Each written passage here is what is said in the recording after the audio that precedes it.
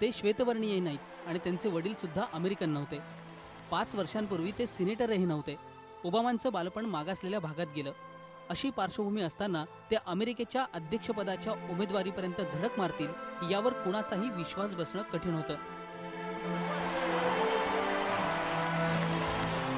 पण त्यांनी जेव्हा प्रचार मोहीम सुरू केली त्यावेळी ते लोकप्रिय ठरले.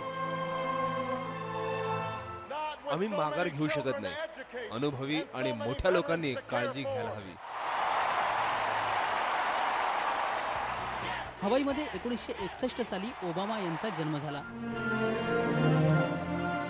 त्यांची आई अमेरिकन तर वडील केनियन.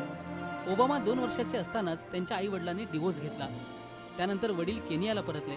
आईनं पुन्हा लग्न केलं. ओबामांनी आपल्या वडिलांना फक्त एकदाच पाहिलं, त्यावेळी ते 21 वर्षांचे होते.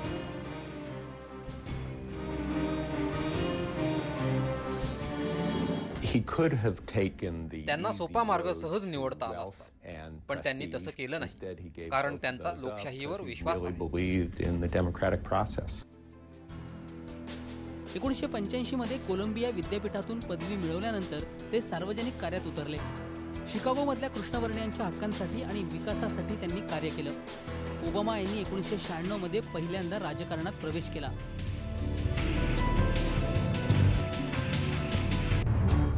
पण त्यांची खऱ्या अर्थानं दखल घेतली गेली ती 2004 मध्ये डेमोक्रॅटिक पक्षाच्या राष्ट्रीय अधिवेशनात.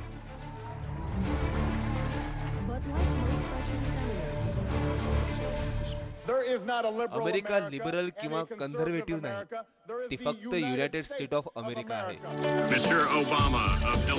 44व्या वर्षी ते तिसरे आफ्रिकन अमेरिकन सिनेटर बनले.